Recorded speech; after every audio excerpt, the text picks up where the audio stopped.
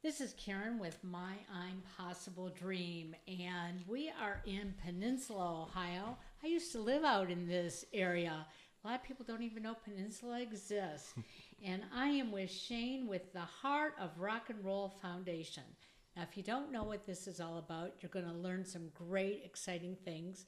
In fact, the first time I heard about it, I wanted to volunteer to be an escort, but I thought maybe I was a little bit too old to take, a teenager to a prom. So I decided that, maybe I should not volunteer. But now Shane's looking at me like, maybe I could have done that. Yep. So Shane, welcome to the program. Thank you. Tell me, what is the Heart and Rock and Roll Foundation all about? Thanks for coming down to Peninsula. We appreciate you guys coming on down. So the Heart of Rock and Roll Prom is an event that started.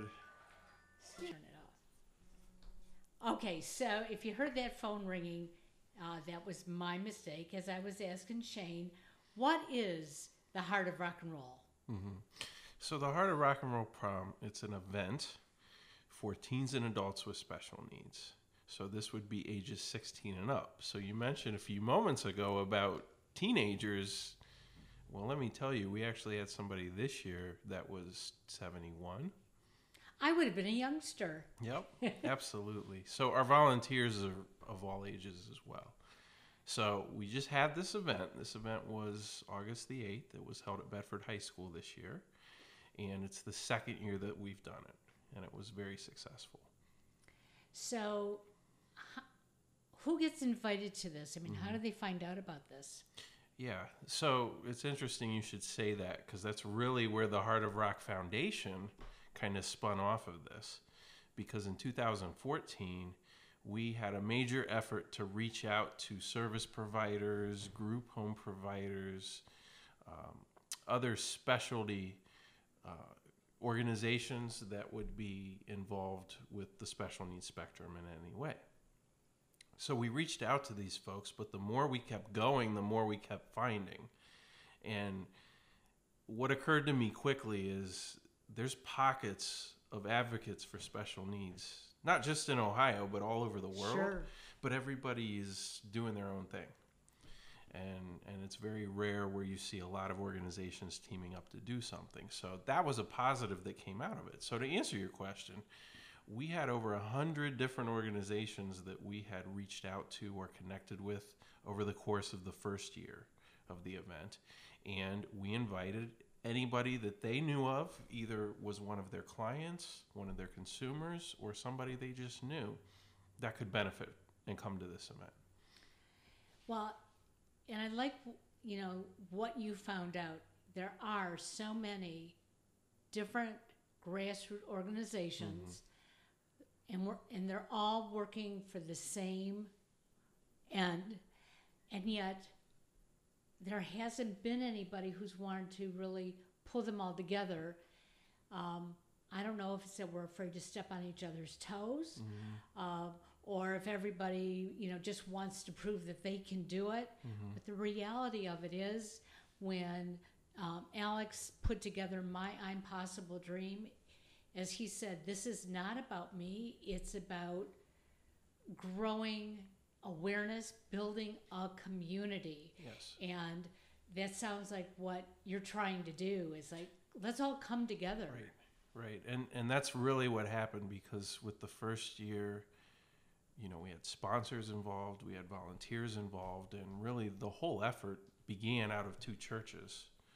Primarily Hope United Methodist Church in Bedford is where this idea started. And there was a group of young adults that had an organization or a group that they created called ACT. And they went out and did different service projects in the community. But the one thing that they really wanted to do was a special needs prom. And the reason is because there was a young gentleman who attends Hope that had attended one of these events down in Cincinnati. His name's Stu Tracy, and when he was in college down there, he was just a volunteer at an event like this. Well, if you kind of fast forward, it ends up turning out that the original architect of these proms, whether it's the Joy Prom or Night to Shine, the new initiative with Tim Tebow Foundation. Right. Harmony Hensley, who is down at a church in the Cincinnati area, actually came up with this idea to do this prom 6 years ago and did it for a couple of years. Stu ended up going to it. He ended up bringing this idea back to Bedford, and we were a growing church at that point because we had merged with, there were 3 total Methodist churches that came together to form Hope in 2013. And we had been looking for ideas like this, but we just didn't have the facility to handle something on that scale. So we partnered up with our friends not far away from us, about 7 miles down the road in Pepper Pike, Garfield Memorial United Methodist Church, who's one of the larger churches on the east side. And they really had a passion to do this because we didn't know this at the time, but they were in the midst of a large renovation project. And one of the goals of that project was to make the building more accessible. We had no idea when we first talked to them. Yeah, and it's just one of those God moments, and things just continue to build and build and build. But the idea of bringing a community of people together for one special night was really where this all kicked off. And the first year we had 150 guests who came together, and we had hundreds of volunteers that supported them. And it was a wonderful night. You can go to rockandrollprom.com is our website, and you can see the video actually from last year. Okay. That's up there. And then our Facebook page is linked off of it, and you can see more of the pictures from this year that are up there as well. So that's really where this all kind of kicked off. Wonderful. Yeah. And we're going to make sure all that gets on our blog, which is myimpossibledreamah.wordpress, and it will stay there forever so they can keep coming back and finding you. So the first year you said you had about 150 participants. What about this past year? I mean, just a couple weeks ago. Yeah, well, let me kind of set you up for how we got to this year. So this year was a little bit different, and out of the success of last year's event, that's where the idea for the Heart of Rock Foundation came. And my idea was to create an organization that would support other groups in addition to running a handful of those ourselves. But, having limited resources to do that because we were just up and running, it's like, well, what can we do? What are other things that we can do? So we can fundraise. This past April, we had an event with Autism Speaks and a couple other organizations, and we raised money for them. Wow. So, and we know that you were at the Autism Speaks walk this past weekend. We were. That's how we met you. And I also noticed as I'm looking at this, you've worked with Special Olympics. Yes. You've worked with Josiah's House, and Alex and I have been out there in the past. Empower Sports, who are they? Tell us a little bit about Empower them. Sports is an organization that creates opportunities for sport camps and sport leagues that in many cases are actually integrated. So they have a basketball league, for example, called Everybody Wins Basketball, and it's actually high school seniors and varsity basketball teams, as well as some college teams I understand are involved now, who actually play on the same teams as the participants, and it's integrated. So it's not just us versus them, or it's not just those that it's trying to benefit playing against themselves. The kids got smart really quick, and they said, well, you're not even keeping score, So they kind of caught on to this, and it just kind of grew from there. But what came out of it was an initiative called Basketball Assist, and Basketball Assist is now being picked up by NBA teams to sponsor. So the Cavs were the first one. The Orlando Magic picked them up, I believe it was last year, and they actually started holding leagues as well as camps and clinics. And that's where Empower kind of blossomed, and they now do football. I believe they do golf. They're looking into baseball right now. They have some running events that they've done, as well as fitness. They have some partners that they work with for that as well. So Empower Sports has been a real blessing to start to work with, because anytime somebody comes across us and they have a need and they're like, well, my son or daughter is really interested in sports, but I don't even know where to begin because I don't think Special Olympics is the right venue for that. And it's like, well, talk to our friends at Empower Sports, and they probably have a program that you can get hooked up with. And one of the things that you're bringing up, which is so vital, is networking. Yes. Because so many of us, especially parents with special needs children, special needs sometimes are very hidden. Our children look very, and I hate to use the word normal, but I'm going to use the word normal. They look very normal. They seem to fit in, but they have a special need. Right. And when you start looking for that activity for them, sometimes it's very hard to find because everybody looks at you like, well, they don't need a special activity. They are normal. And you go, they are, but they need something special. They need a little bit more one-on-one, or they need some modification.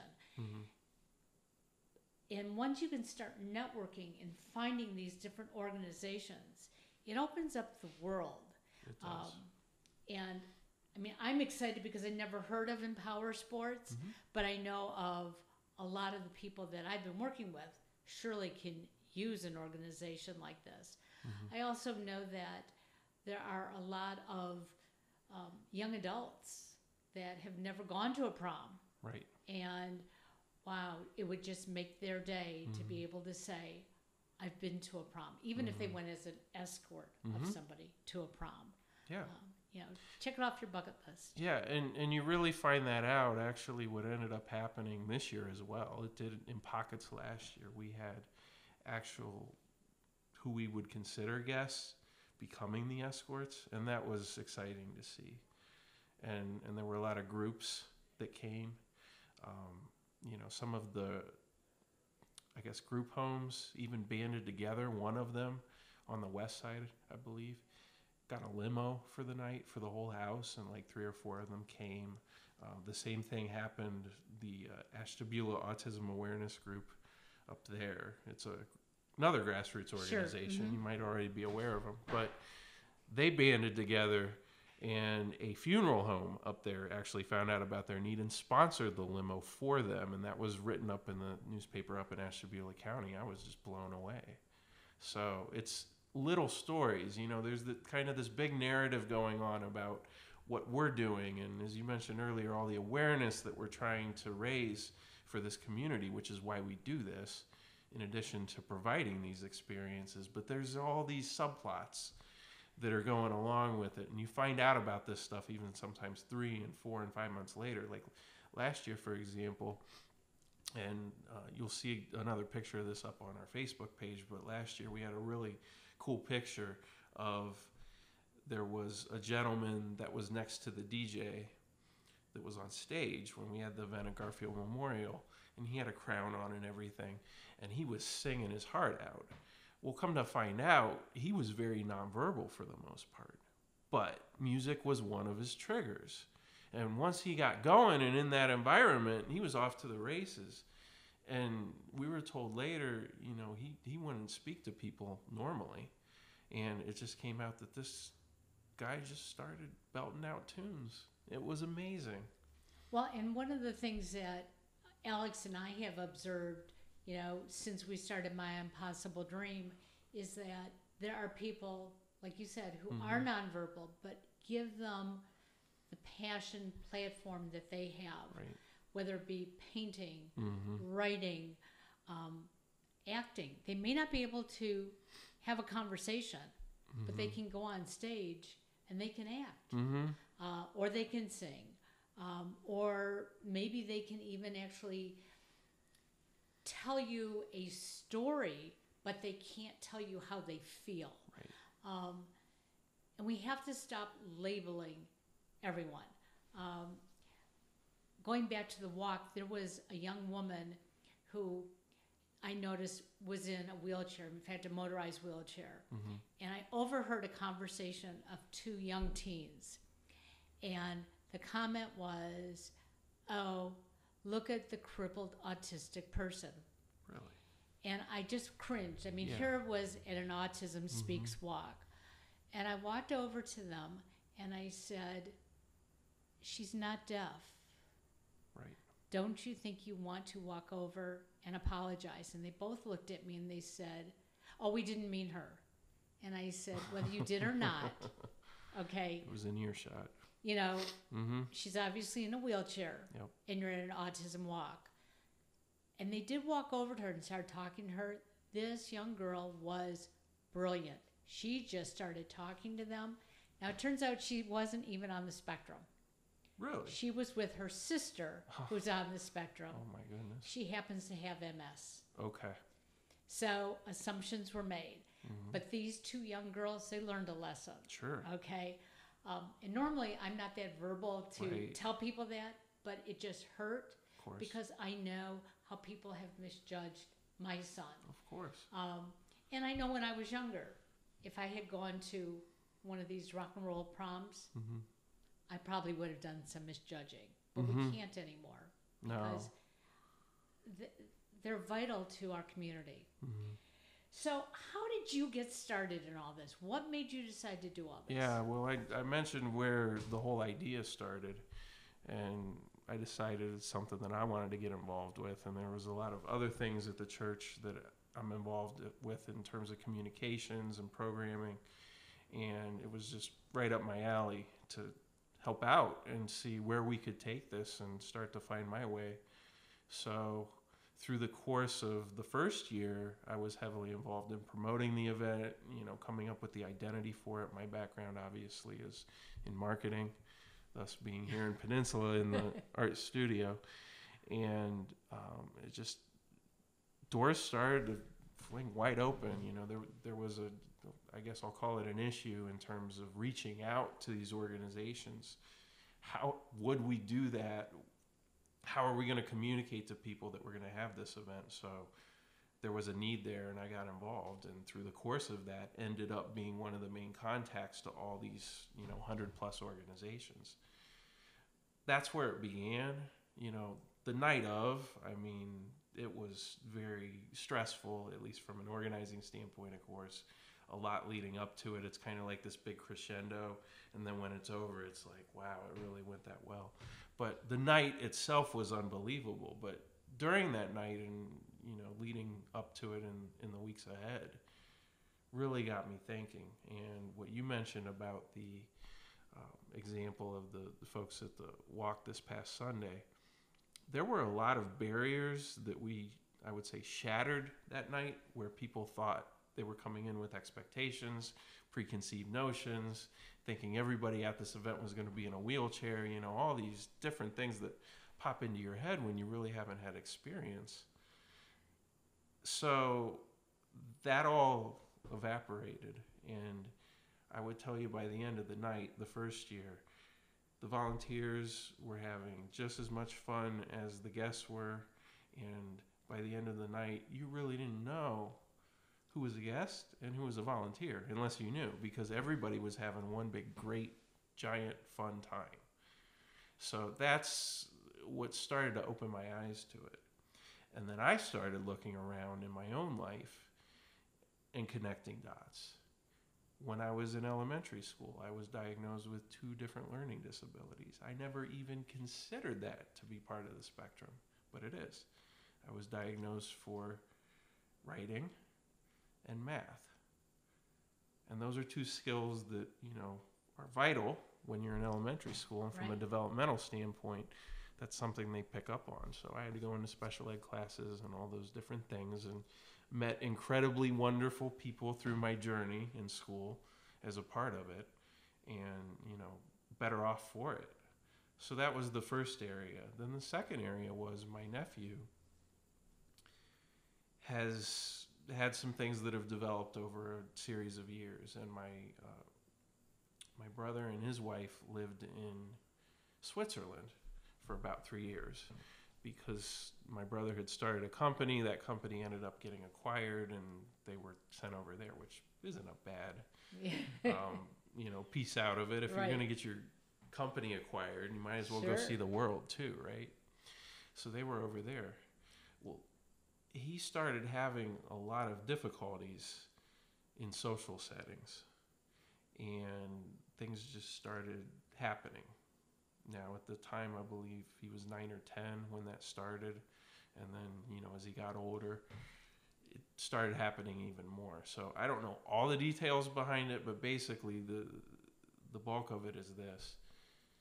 He ended up being diagnosed with borderline Asperger's when he came back to the States.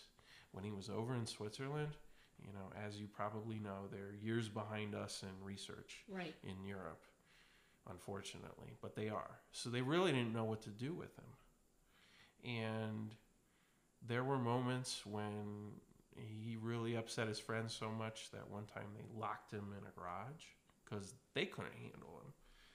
Now, add on top of that the barrier of this is the French-speaking part of Switzerland, over in the western part by the border of France and Switzerland. Tough for him, yeah. So now you had a language barrier, and you had another barrier that people just could never understand. And it wasn't until, they were blessed to be able to move back to Southern California, is where they're living now, that they started to get help and they started to realize, there's more that can be done here. Here's what's going on. And, I was watching from afar all of this play out, and when I was spending time with them, I could see certain things. And then I just started to relate it back to what we were doing with the Heart of Rock and Roll Prom, and it just became something that I guess continued to give me passion, that something more could be done with this. God had put us in a place where, and me specifically, right smack in the middle of this whole environment where I could start to affect change, maybe not be the reason for the change, but at least to start networking and bringing groups together, different organizations that can help each other out to accomplish more. That's really where it began. Well, and I think it's really important for everyone to understand that we all have some sort of disability that creates an ability for all of us. And if we all look deep into ourselves, we can all think of something that has really created a challenge for us. And some of us overcome it better than others. Some of us get help. Some of us don't get help because people just want us to get over it. Right. I know when Alex was growing up, and we just realized this recently, that because he was diagnosed in 1996, the doctors basically said it's behavior. And so we were trying, even though they told us not to take this square peg and put it in a round hole, right. And we said we wouldn't do it. That's what we were trying to do. So every time he would do something, we'd say, no, no, no, do it this way. And it wasn't till almost the last year and a half that all of a sudden I realized I can't ask my son to do something that makes no sense to him. Right.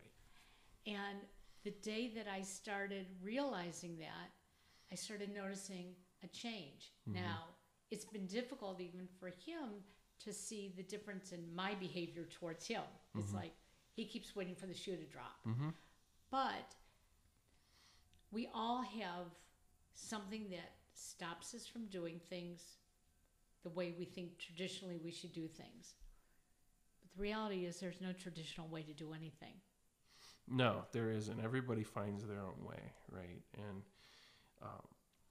there's been so many parents and families and caregivers that I've been able to associate with through this process that have taught me so much or taught me so much. And there were also two parents that were connected to our initiative. They have an organization called, and again, it's another grassroots, called Reach Services. Their outreach is to create awareness for special needs ministry and being able to relate to that. And those two ladies, who are also mothers of children with autism, they have taught me so much through what their struggles have been, even on a daily basis. I mean, I'll be talking to one of them one day and they'll, oh, it's just, a bad day. And I find out why. And it's like, oh, well, that makes sense. We all have bad days, right? Some more than others. Right. But that's just the way that life goes. So being able to, I guess, be party to those experiences through proxy has taught me so much, and been able to connect these dots even further and say, yes, going back to what you said earlier, these experiences need to happen. People need to pause, take a moment, and respect and understand that there isn't things going on all day that you can necessarily take your child to, because people aren't going to stop that activity and make it a little bit easier for you. I almost relate it to being in a gym class in middle school, where there's certain kids that at that stage of life have gifted abilities athletically, right, and they are the stars in any activity that takes place.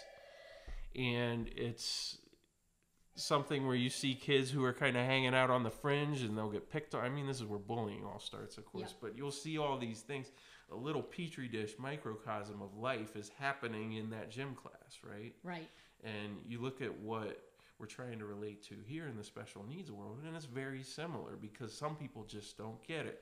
You'll have those people that will be up here, at this level, and they're not even going to come down to begin to understand about the struggles that you face every day. And, I myself can't go through that every day. And, I'm blessed to have children who aren't in that position as far as being able to just take part in any activity that's out there. But I can at least relate to what you're going through. So I think that's very important as part of this story with the Heart of Rock Foundation. Anytime that I'm thinking about doing something, I want to make sure it's going to be purposeful to benefit others.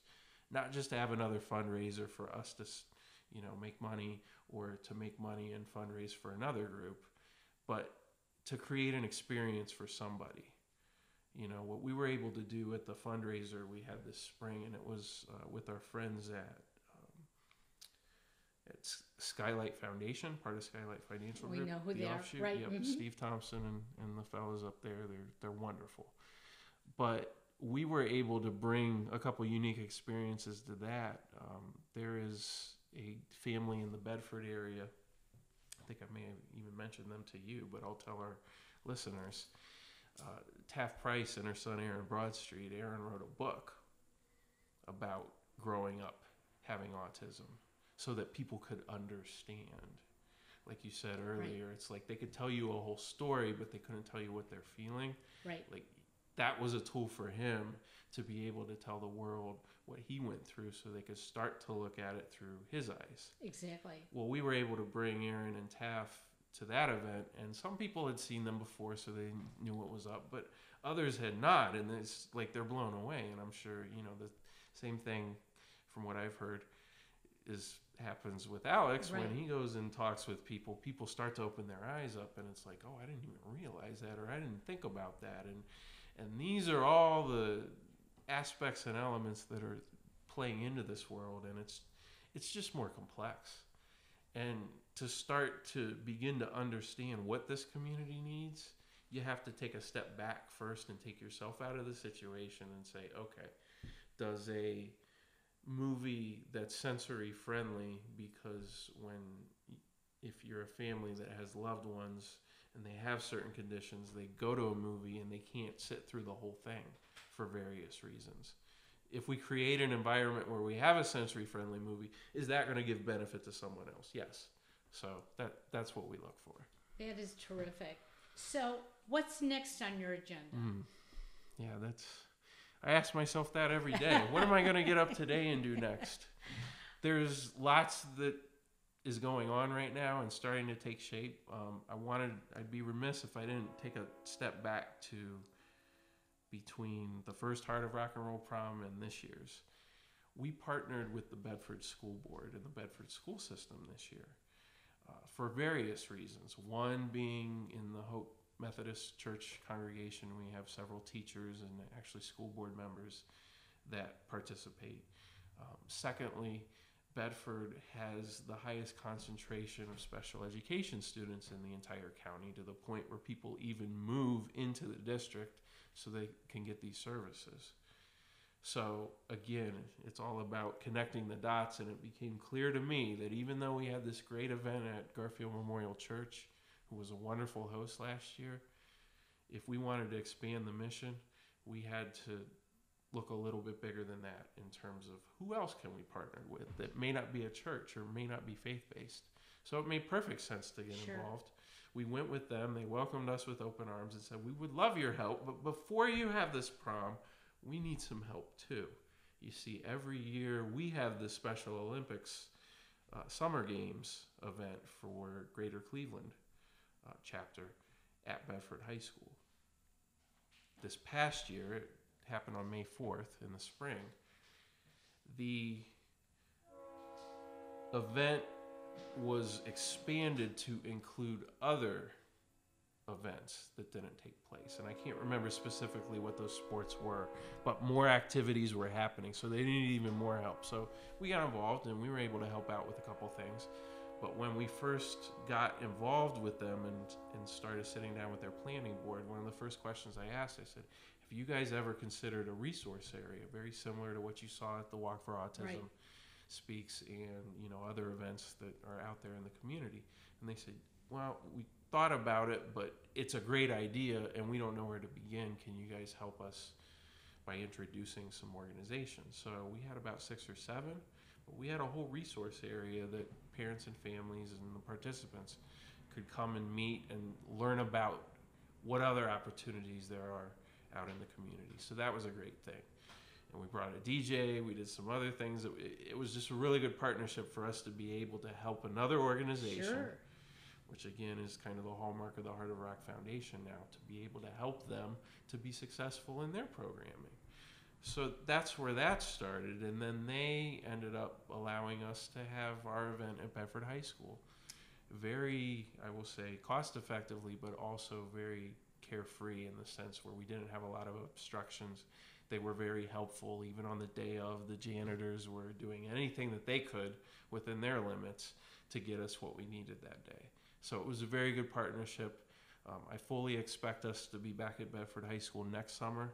There's some paperwork and some other things that have to be finalized. So unfortunately on your podcast, I can't announce the 2016 Heart of Rock and Roll Prom is going to be at Bedford High School, because officially we need to do a couple things first. But that's really where we're at. And that event on August 8th was, equally as magnificent in its own way.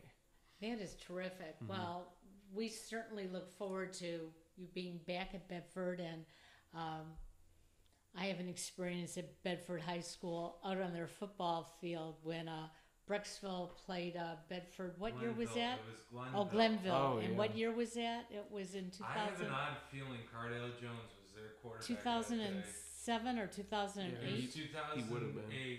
2008. And Thanks, Cardale. You hurt my mother. Yeah, I was doing a photography shoot. And, Oh, no. I got hit and pulled over fell, by a Glenville player. Yeah, flat on the field. Because So, Cardale threw it out of bounds. Mhm. so Oh, that's hilarious. that was interesting. I hope everything was okay. Oh, but Yeah. she was fine. I was already on It's crutches. funny because the next year, what people don't know is, or it was 2 years later, Brecksville made the playoffs again. I'm doing their job, and we're playing Solon. And Solon's a huge team. Yeah. There's a pass I'm taking photos, a 6'5", probably 250-pound tight end catches it, runs straight towards me. I never played a down football in my life. Runs right into me, runs in my shoulder. It's like he hit a brick wall. Wow. And everybody on the football team who knew I never played, their jaws were like, No. wait, what? Wow. Even the coaches were like, wait a minute, you were a manager. And I was like, told ya. Well, we look forward to great. being back at Bedford next year. Yeah. We want to continue to work with you. Sure. You Love know, to. Alex is an autism advocate, but he's more than that. Mm-hmm.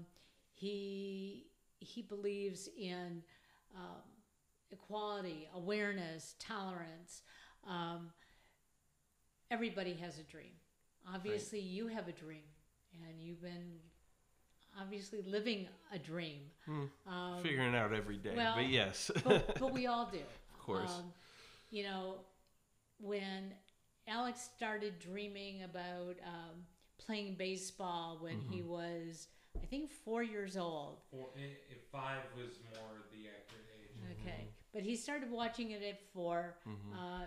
Around 5, he started dreaming that he was going to be a baseball player. We started putting all of our energy into baseball lessons. And even though that dream was sort of taken away from him by coaches who said, yeah, we can't deal with your autism, we can't deal with your meltdowns, it didn't take away his love for baseball. And so his dream had to be changed a little bit. Right. But you keep dreaming, you keep going towards something, and you have to shift it around. But that doesn't mean that you should stop trying to achieve those dreams. And for all the parents out there who have children with special needs, our days are tough. We want our children to be independent and on their own, and some might, some may not. But if people like Shane and all these other organizations can come together and network with us and for us, our children, our young adults, and our adults will have life and opportunities, which will make it so much easier for everybody. It makes perfect sense. And there's other things that are on our radar screen. You know, last year we did do a little bit of special needs worship services and some faith-based things. We're going to continue that, you know, being obviously my background with churches as well, to continue to network that, because in that world, there's huge barriers for anybody. You know, you have people that are either down with that or they're not, you know, and if they're not and they try to come to, you know, going to church or whatever, there's usually obstacles all along that way. But even tougher, there's a lot of physical limitations with the buildings for a lot of people. But then there's also, within the structure of it, there's a lot of limitations in terms of involvement, interaction, things like that, that aren't necessarily conducive to special needs.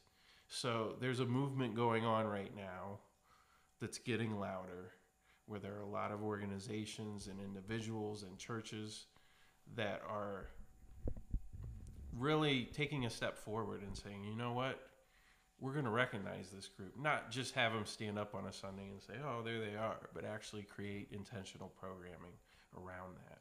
So being able to make a difference in that area is very, I guess, near and dear to me, to see how far we can take it. And really, I'd be remiss if I didn't mention Key Ministry, who is an organization out of the Chagrin Falls area, but they're really a national organization. They have consultants all over the country. But Dr. Steve Gazarevich there, he really has a passion for this, and he has a whole story, you know, with his family as well. But he's a clinical psychologist, and he really wants to make a difference in the world. And they started Key Ministry specifically to empower churches and teach them and train them and bring education to them to be able to expand that mission so that churches do get involved.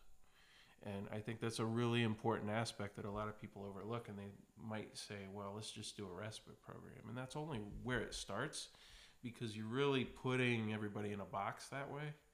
Not that respites are bad, because there's a lot of benefits and they need to happen, and it's great that churches step up and do that. But involving more in the other activities that go on, whether it's creating, you know, a different flavor of it or not. So what we did is we created a concept called the Jam Session. And again, our friends at Reach Services helped us to put this together. But all it was just, I would say, a praise and worship service that had a slight twist to special needs. People could come and go as they wanted to. It was a very open service. Everybody there got an instrument. maraca, tambourine, drumsticks, whatever, so that they could really feel like they were involved, interactively. And I think that was a good experiment for us, not in the sense of what we were doing, but just to see how that concept would take shape. Because really, I got some advice from Key Ministry. I looked online, watched videos of how other churches did it, and we just really talked about it and just put something together that we knew we could do. That wasn't, it was only about 45 minutes, so it wasn't like hours of worship. It was just a good time, and everybody loved it. They've encouraged us to do it again, and I've been so busy we haven't had a chance, but we'll do that, whether we do it at Hope, whether we take it to other churches. I'm already talking with a couple. It's just a matter of seeing who's open to that. And I think that's important, because if you lose that aspect of it, a lot of times what you'll get is you'll just have the family either show up at the worship service and, it's harder for them, or not show up at all. And we really don't want them to not show up at all. Well, I love that concept, because just thinking about how difficult it is with a typical child, bringing them into a worship service, whether it be in a church, a synagogue, or wherever. Mm-hmm. It feels foreign to them, Yep. and just sitting and listening. But now you take somebody with some special needs who maybe can't sit very long, or doesn't understand what's going on. Mm-hmm. If you can allow them to be a little bit freer, Mm-hmm. they may start to connect, Mm-hmm. but let them connect in their manner. Yeah. Again, I go back to, all the years where we were told, don't put Alex into that round hole. Mm-hmm. And we said, okay, we won't. But then we were told, well, mold him, Right. and it was like, but you just told me not to, but okay, yeah, I will. Mm-hmm. And I look back at it and it's like, why was I constantly slapping his hand? Mm-hmm. Why was I telling him, shh, gotta be quiet because, somebody's speaking? Why didn't I just take him out? Why didn't I walk away? Right. But instead, I was trying to get him to do what everybody wanted him to do. Mm-hmm. You've got some great ideas. I want to wish you the best of luck with them. Thank and you. Anybody who's listening to this, if you want to work with Shane and all the partners, boy, I know that you could use all the help in the world. We need help. Yeah, we have a pretty decent volunteer database that we're working off of, but we can always use more help to facilitate this. And again, it's not just us. Our partners that we work with that are doing programs. So like Special Olympics, it's going to happen again in the spring Right.